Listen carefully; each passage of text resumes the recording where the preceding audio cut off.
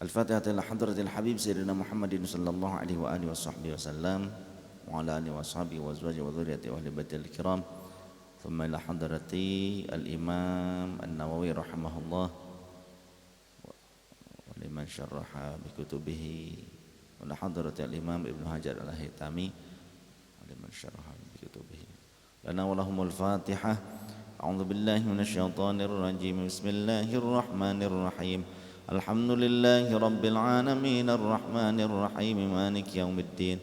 Iyyaka na'budu wa iyyaka nasta'in ihdinas siratal mustaqim siratal ladzina an'amta 'alaihim ghairil maghdubi 'alaihim waladdallin. Amin. A'udzu billahi minasyaitonir rajim. Bismillahirrahmanirrahim.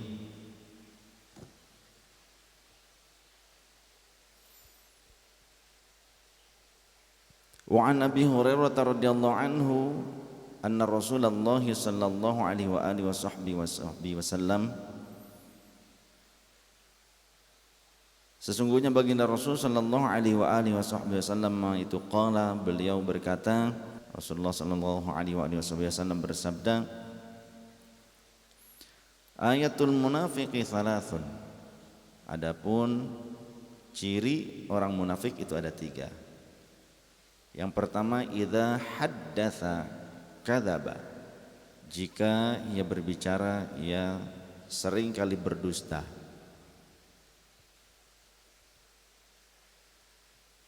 Wa idza wa'ada akhlafa, yang kedua, jika ia berjanji ia akan mengingkari janjinya, dan perbuatan itu sering dilakukannya. Sering janji tapi melepaskan janji, tidak menepatinya. Wa idza tumina khana, dan jika dia diberikan kepercayaan dia malah berkhianat, tidak menyampaikan amanah. Muttafaq alaih, sepakat hadis tersebut dinyatakan sahih oleh Imam Bukhari dalam sahihnya nomor 33 dan dalam Sahih Muslim nomor 59. Juga nomor yang lainnya dalam nomor hadis 109. Dalam kalimat di dalam riwayat yang lainnya ada tambahan zada fi riwayat Muslim. Di dalam riwayat Imam Muslim ada tambahan kalimat wa in shoma wa shalla wa za'ama annahu muslimun. Namun jika ia masih menjaga saumnya, saum Ramadan, wa shalla, dan ia menjaga salat 5 waktunya, salat fardunya, ya. Wa za'ama annahu muslimun,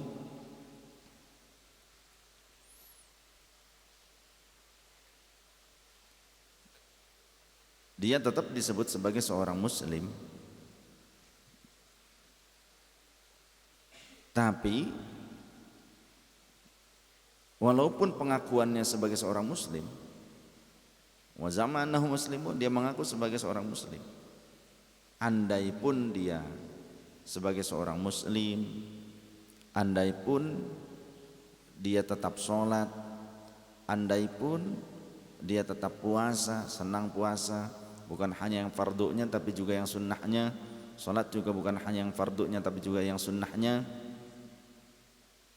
walaupun banyak bersedekah, tapi ada ciri dari ketiga ciri munafik tersebut, maka dia tetap disebut sebagai seorang munafik.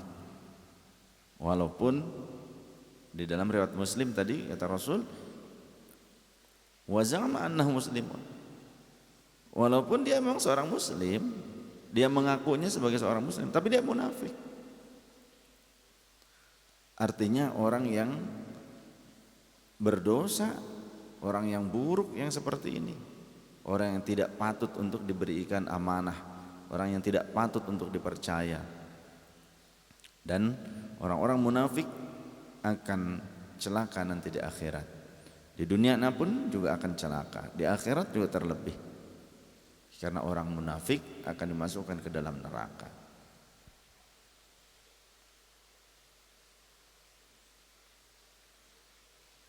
Banyak sekarang orang yang mengaku muslim, apalagi di Ramadan, tapi perilakunya tidak menunjukkan seorang muslim. Perilakunya jauh panggang dari api, malah cenderung merusak nilai-nilai Islam itu sendiri. Banyak membuat fitnah, termasuk orang-orang yang mengambil kesempatan dalam kesulitan ketika bangsa kita dan juga banyak negara-negara yang kesulitan menghadapi pandemik global COVID-19. Ada orang-orang mafia-mafia yang ingin mengambil kesempatan itu untuk meraup keuntungan, berupaya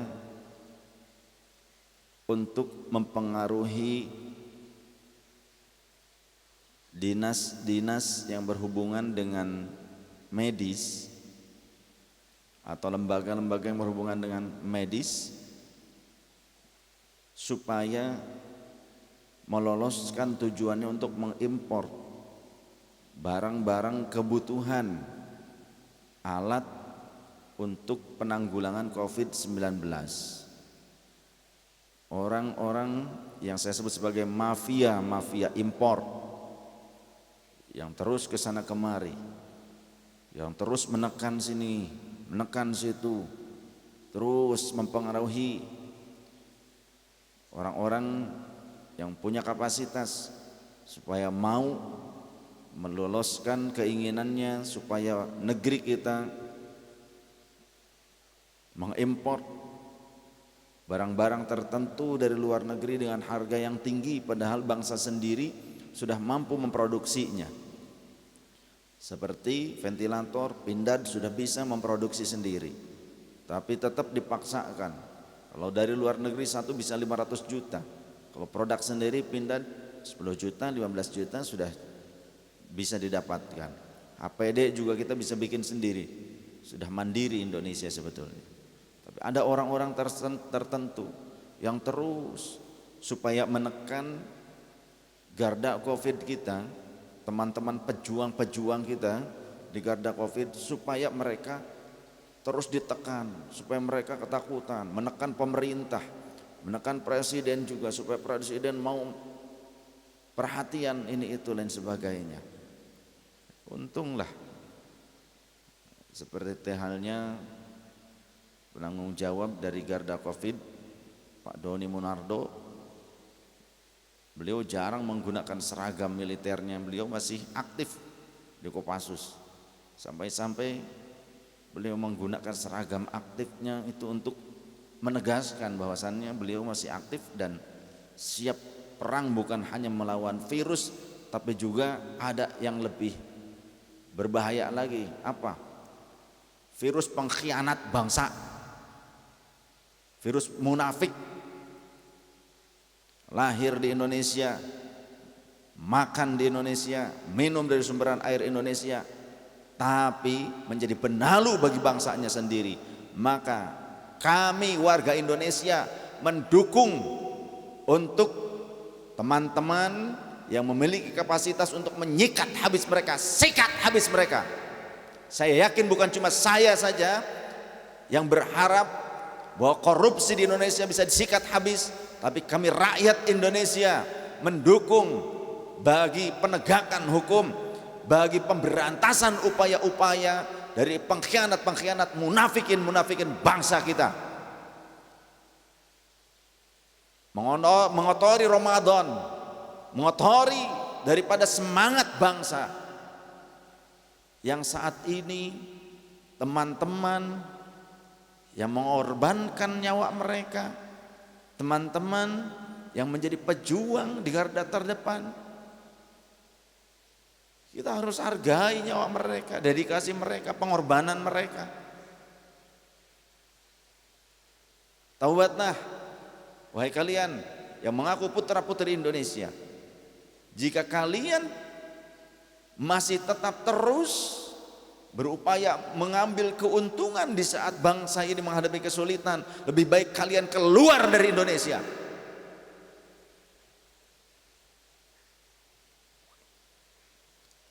Tak sudi bangsa kami menampung kotoran seperti itu. pengkhianat bangsa.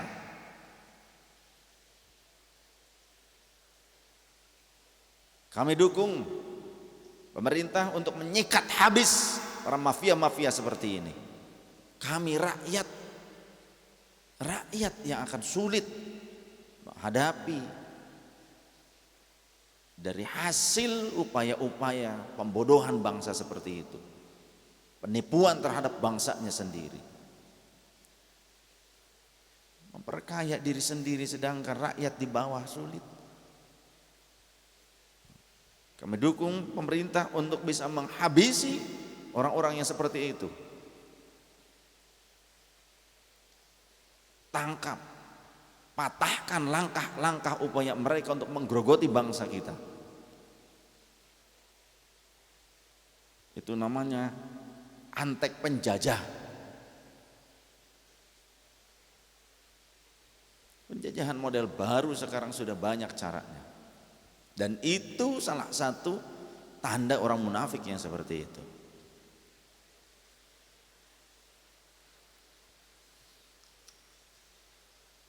Wa an Abdullah bin Amr bin As radhiyallahu anhuma anna Rasulullah sallallahu alaihi wa alihi wasallam, sesungguhnya baginda Rasul sallallahu alaihi wa alihi wasallam itu qala, beliau berkata, arba'un man kunna fihi kana munafiqun khalisan. Siapa yang memiliki 4 ciri yang akan disebutkan berikut ini, maka dia sungguh telah menjadi seorang munafik yang sejati. Orang yang memiliki 4 ciri ini, dia akan menjadi seorang munafik sejati. Wa man kanat fihi khoslatun minhunna kanat fihi khoslatun minan nifaqi hatta yada'aha. Dan jika ia hanya memiliki 1 ciri saja, 1 sifat dari yang 4 ini, sesungguhnya dia merupakan bagian daripada orang munafik juga. Dia telah memiliki 1 ciri dari ciri kemunafikan atau 1 sifat orang munafik. Hatta yada'aha, hingga ia harus meninggalkan sifat tersebut, barulah dia keluar dari kemunafikan tersebut. Walau cuma 1 saja, dia berarti memiliki sifat kemunafikan. Jika keempat sifat ada pada dirinya dari ciri-ciri munafik ini, dia benar-benar orang yang sejati dalam kemunafikannya, munafikun khalisan. Yang pertama, idza tumina khana, jika diberikan amanah dia berkhianat. Diberikan amanah untuk ikut andil peduli penanganan wabah Covid-19, menggunakan uang rakyat. Presiden sudah menggelontorkan dana besar-besaran sebagai tanggung jawab, bentuk tanggung jawab seorang pemimpin kepada bangsanya. Beliau belusukan malam-malam, ingin langsung melihat bagaimana kehidupan rakyatnya, betul tidak kebijakan beliau yang menggelontorkan dana besar-besaran untuk rakyat sampai tidak sampai ke bawah.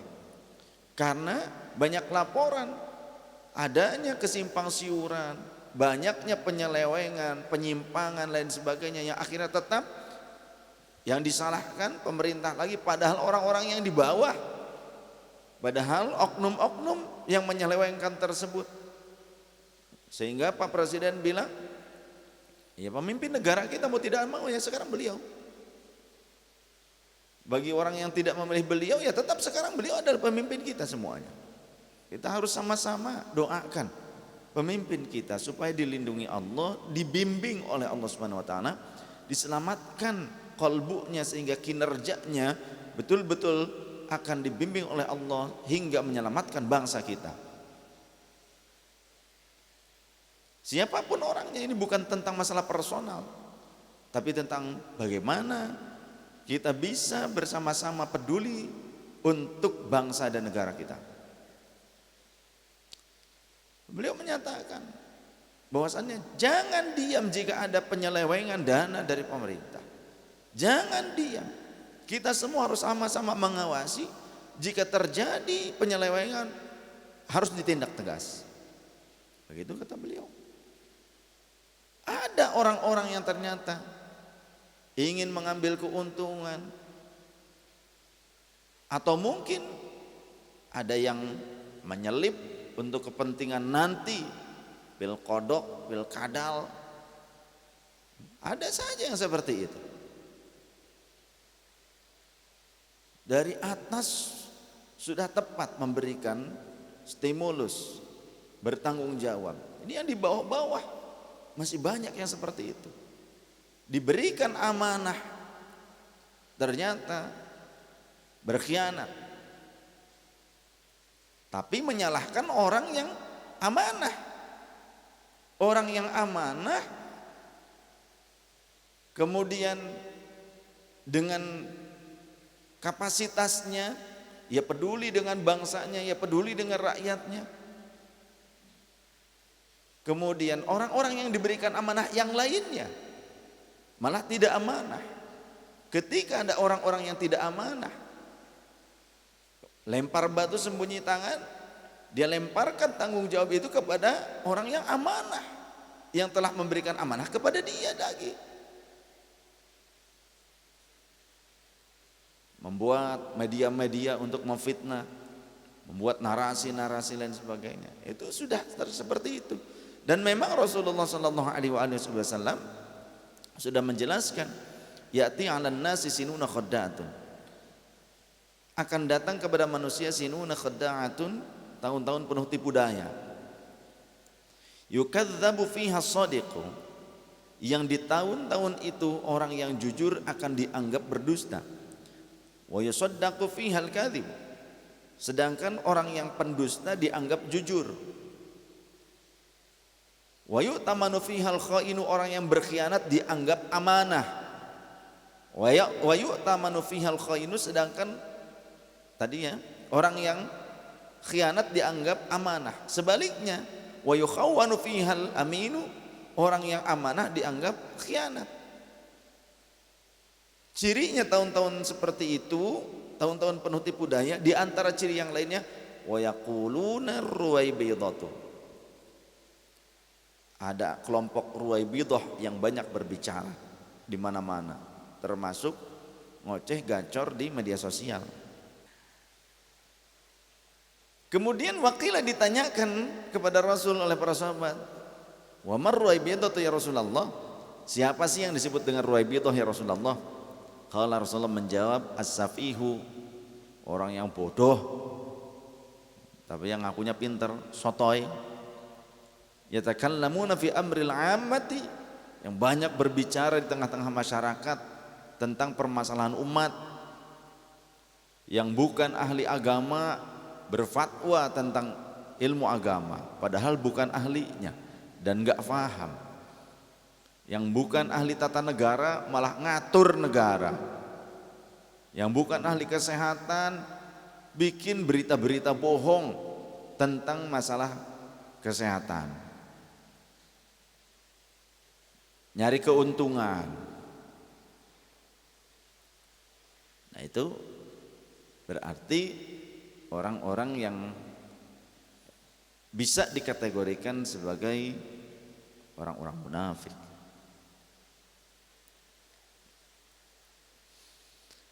Selain daripada berkhianat dari amanah yang ditanggung oleh dirinya, wa idza haddatsa kadzaba, dan jika berbicara banyak bohongnya, wa idza ahada ghadara, dan jika ia berjanji ia tidak akan menepatinya, wa idza khasama fajara, dan jika ia berselisih ia menyimpang dari kebenaran. Yang penting kepentingan, urusannya politik, sampai-sampai agama pun dijual, sehingga partai yang mengaku paling suci pun pecah ya. Hadis tersebut menjelaskan bahwa 4 sifat itu adalah sifat orang munafik yang sejati. Semoga Allah menghindarkan kita dari sifat-sifat tersebut. Jangankan keseluruhannya, satu pun mudah-mudahan jangan. Haditsun muttafaqun alaih. Hadis tersebut disepakati kesahihannya oleh Imam Bukhari dan Imam Muslim dalam Sahih Bukhari nomor 34 dan dalam Sahih Muslim nomor 58.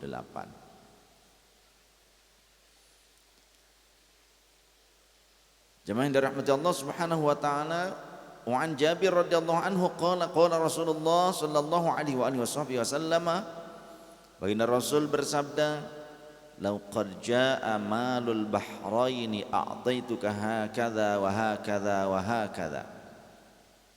Kata baginda Rasul, "Lau qad jaa, lamuna teman-teman wis teka opo malul bahraini, harta saking rong segara." Tapi yang dimaksud Bahrain. Bahrain ya dua lautan. A'taituka, mangka mestine ngowehaken sapa ingsun ka ing sirah, hakadha ing kaya mengkonon-mengkonon bagian, wa hakadha ing kaya mengkonon-mengkonon bagian, wa hakadha ing kaya mengkonon-mengkonon bagian. Itu kalau ngaji santri begitu dulu.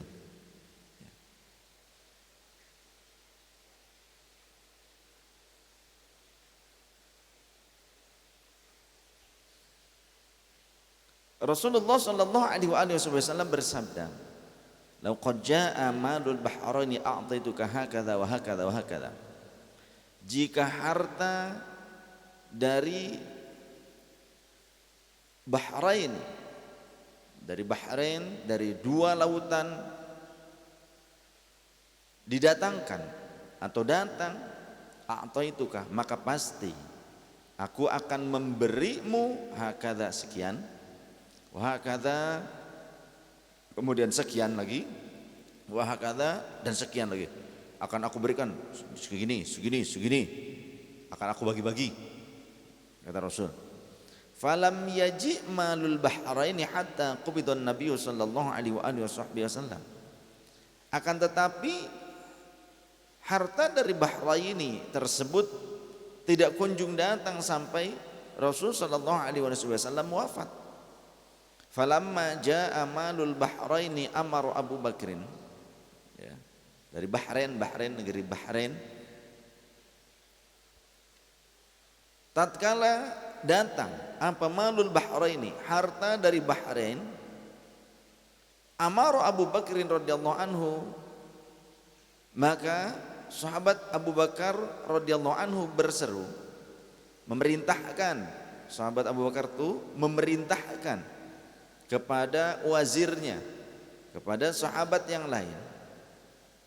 Fanada, dan beliau berkata, berseru, "Man kana lahu 'inda Rasulillah sallallahu alaihi wasallam 'iddatun aw dainun falyatina."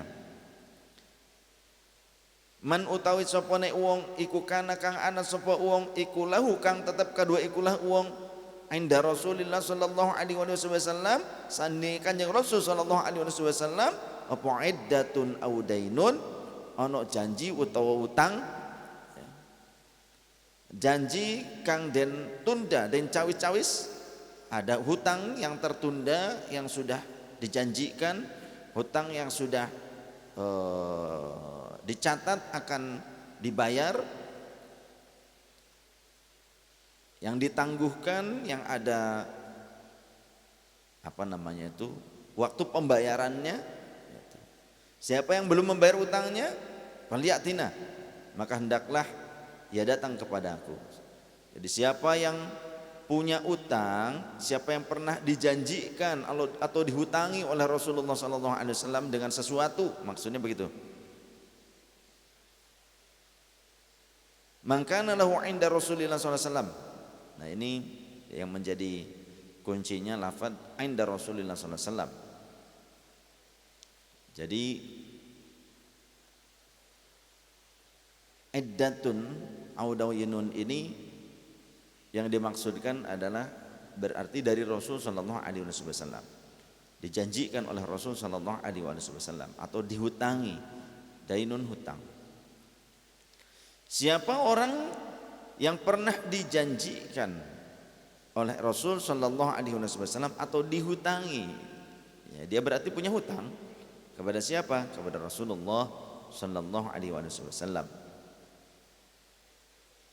Maka hendaklah ia mendatangiku. Atau jika orang itu punya hutang kepada orang lain, itu juga sama.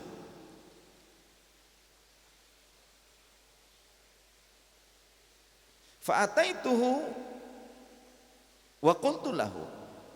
Lalu kemudian aku datang dan berkata kepadanya,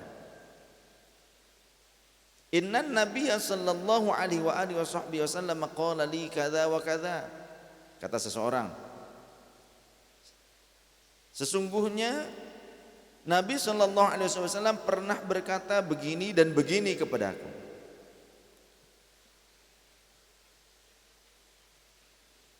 Itu kata sahabat Jabir tadi, ya. Berarti kepada sahabat Abu Bakar As-Siddiq radhiyallahu anhu. Lantas kemudian fahathali hatyatan, sahabat Abu Bakar memberiku sejumlah harta. Fa'adadtuha, ketika aku menghitungnya ternyata faidha hiya khamsu mi'atin, ternyata sejumlah 500 mungkin dinar, ya, sekitar 500 dinar. Faqala li, maka kemudian sahabat Abu Bakar berkata, khudh mithlaiha, ambillah 2 kali lipat daripada itu, ambil, katanya. Kenapa sahabat Abu Bakar Siddiq radhiyallahu an membagi-bagikan hal itu? Karena ia merasa bertanggung jawab dengan apa yang disampaikan oleh Rasul sallallahu alaihi wasallam. Seolah-olah itu menjadi amanah. Karena Rasul pernah bilang, nanti kalau ada harta dari Bahrain, ada hibah, ya, ataupun ada ghanimah, nanti akan aku berikan kepada kamu sekian, sekian, sekian, si anu sekian, si anu sekian. Ternyata ketika Rasul masih hidup, harta tersebut belum datang, belum sampai. Namun ketika Rasulullah sudah wafat, harta itu ada, dan sahabat Abu Bakar As-Siddiq merasa bertanggung jawab karena beliau diangkat oleh para sahabat sebagai khalifah Rasulullah sallallahu alaihi wasallam, diangkat oleh para sahabat, sehingga beliau merasa perlu untuk menyampaikan apa yang telah dijanjikan oleh Rasul sallallahu alaihi wasallam. Selayaknya begitu pula bagi orang-orang yang memangku jabatan meneruskan dari pemimpin sebelumnya. Jangan justru malah meraup keuntungan untuk pribadinya. Dari hadis ini dapat kita ambil pelajaran bahwa nilai-nilai positif amanah untuk mengurus rakyat yang dijalankan oleh pemimpin sebelumnya harus kita teruskan, kita lanjutkan lebih baik. Harus kita jaga amanah tersebut, kita syukuri. Oleh karenanya, jangan menjadi bangsa yang hancur karena tak pandai bersyukur. Apa yang telah diberikan berupa karya dari para pemimpin-pemimpin kita terdahulu patut disyukuri semuanya, termasuk para pemimpin kita yang saat ini sedang memangku jabatan mereka. Kita jangan menjadi bangsa yang, mohon maaf, kunyuk.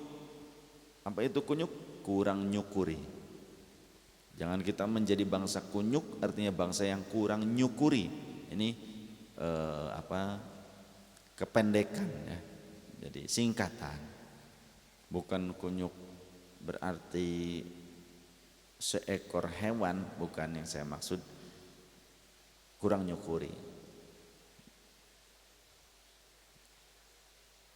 Ketika kita kurang bersyukur dengan anugerah dari Allah Subhanahu wa taala, niscaya kita tidak akan menjadi bangsa yang besar. Niscaya kita tidak akan mendapatkan nikmat yang lebih baik. Bersyukurlah kepada Allah Subhanahu wa taala atas segala nikmat dari Allah Tabaraka taala. Jangan menjadi orang-orang munafik yang ketika diberikan nikmat justru ia kufur atas nikmat tersebut. Tidak mengatakan yang sebenarnya bahwa dia telah merasakan nikmat itu. Justru dia berbicara bahwa dia tidak merasakan nikmat itu. La in syakartum la azidannakum wa la in kafartum inna adzabi lasyadid. Jika kalian bersyukur kepada Allah, Allah akan limpahkan rahmat, anugerah, keberkahan, rizki yang berlimpah, kasih sayang yang berlimpah. Tapi jika kalian kufur, maka niscaya azab Allah lebih pedih dari apa yang kalian bayangkan.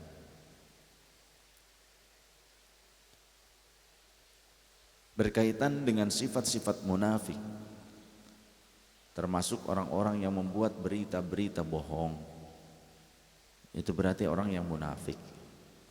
Bagaimana jika orang munafik ini puasa? Tadi kan kata Rasulullah SAW, wa in soma, andai pun, walaupun, jika pun dia berpuasa, wa in shalla, walaupun dia sholat, rajin sholatnya, wa za'ama annahu muslimun, dan dia menyangka dirinya seorang muslim, dia menggembar-gemborkan dirinya sebagai seorang muslim, mengaku dirinya sebagai seorang muslim, tapi senang membuat hal yang buruk, berita bohong, ucapan-ucapan yang buruk, fitnah, caci maki, provokasi, penipuan.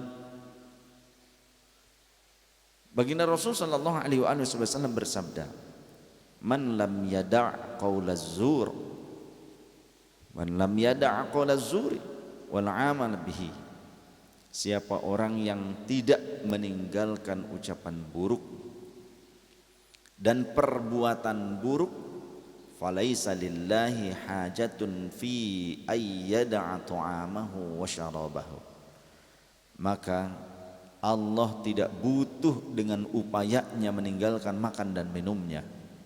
Rawahul Bukhari fi Sahihil Bukhari juz 3 halaman 33, juz 8 halaman 21, Fathul Bari juz 4 halaman 104 dan halaman 116. Kalau kita berpuasa tapi kita tidak berupaya untuk menahan lisan kita dari kebohongan, menahan lisan kita daripada menggunjing, menahan lisan kita daripada berdusta, menahan lisan kita daripada menipu, menahan lisan kita dari berkata-kata yang munkar, yang buruk, tak bisa menahan diri dari perbuatan buruk pula, maka sesungguhnya amalnya sia-sia. Tapi tetap dia wajib puasa, tetap dia wajib puasa. Kalau meninggalkannya, apalagi dengan sengaja, karena dia berpikir, daripada saya puasa nggak dapat pahala, mendingan nggak puasa sekalian, berarti orang tersebut orang yang mengingkari kewajibannya. Apalagi menyatakan, udahlah nggak wajib buat saya, maka kufur hukumnya.